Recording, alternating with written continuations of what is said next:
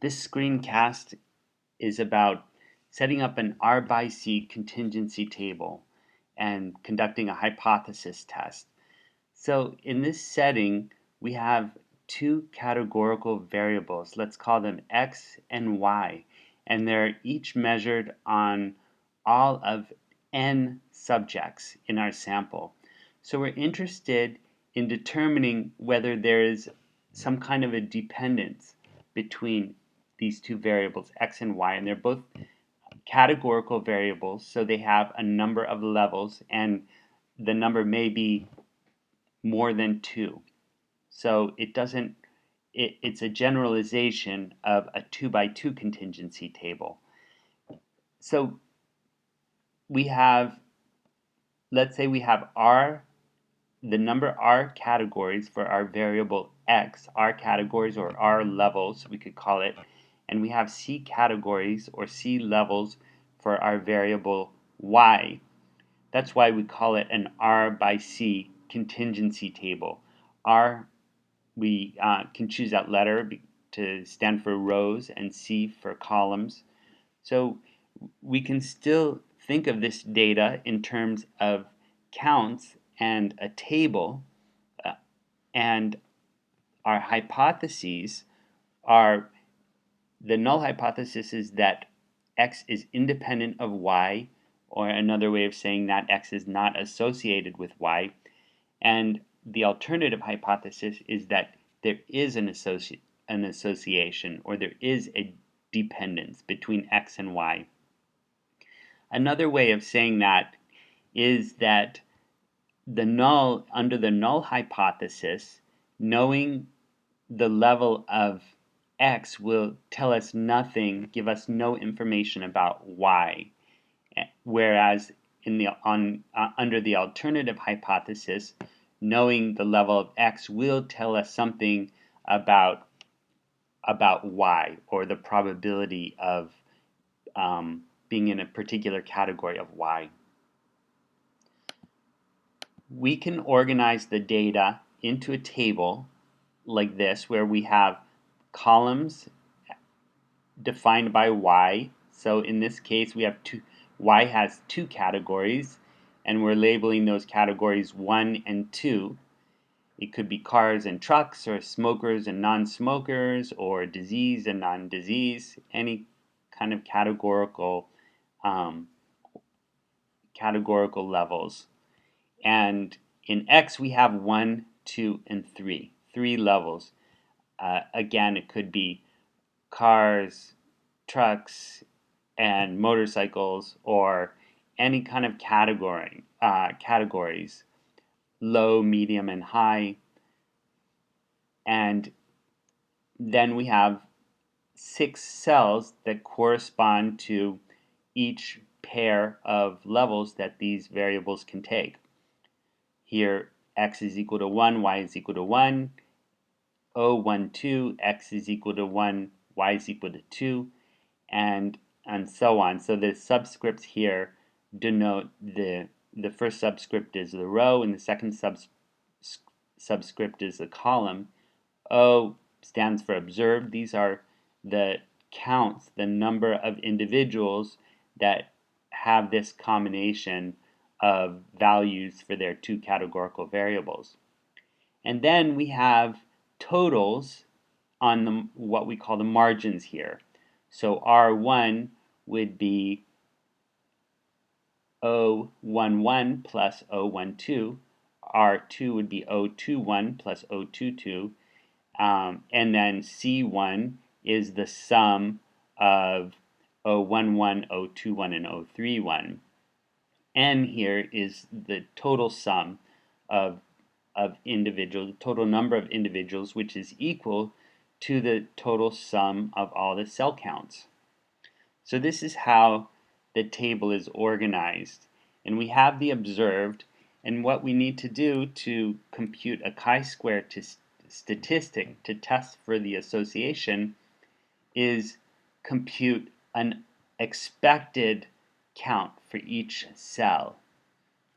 So an expected count is, if you can think of it as if we don't know anything about what the numbers in the cells, but we do know the sums, all the marginal sums. So we do know the row sums and we know the column sums, but we don't know the cell sums. What would we expect? And more formally, if we computed the probability of an individual falling in the cell based on what we know about the row and column sums, then how many individuals would we see based on that probability, or that probability times the total number of individuals, what would that count be? That's the expected number. So now probability, you'll remember, is based on counts. So the number of ways that an event can occur divided by the total number of possible events. So in this case, we have the probability of being in row I is the sum Ri divided by the total number n. So the total number of individuals, and then correspondingly, the probability of being in column J is the sum of column J divided by the total number. And then, because of the multiplicative rule, the probability of being in row I and column J, we multiply Ri times Cj in the numerator and n times n in the denominator, and this gives us the probability of being in the column. So like the multiplicative rule in combinatorics, to get the total number of ways that two events can occur, event A, if there's actually A ways that event 1 can occur and B ways that event 2 can occur, then there are A times B ways that both event 1 and event 2 can occur. So that, in that way, that implies that we can multiply probabilities to get the total probability of in a similar way. So if we want the probability of being in row I and in column J, then we can just multiply the probability of being in row I and the probability of being in row J, in column J, and we multiply those probabilities and we get the probability of being in cell ij. So to get the expected value, we multiply that probability times the total number n, and we get this expression for the expected value that reduces to this expression here, Ri times Cj divided by n.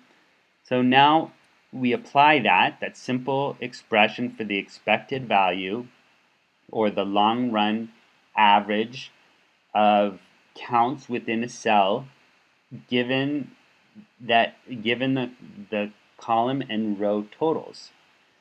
So, and this is a general form here, this chi-square expression is a general form we can use for computing a chi-square statistic under the null.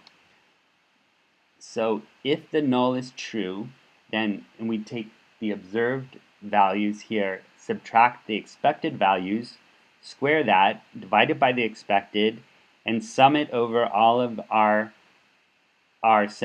possible instances, which in this case is the cells are represented by the cells, then we get a chi-square variable. And the chi-square variable has degrees of freedom r minus 1 times c minus 1. Now notice that this expression reduces to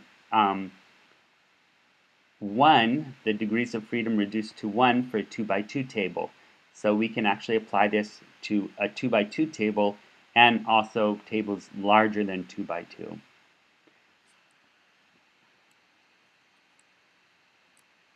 So once we have our chi-squared variable and we have the degrees of freedom, we compare that to a distribution to calculate the p-value, as we've done with previous test statistics.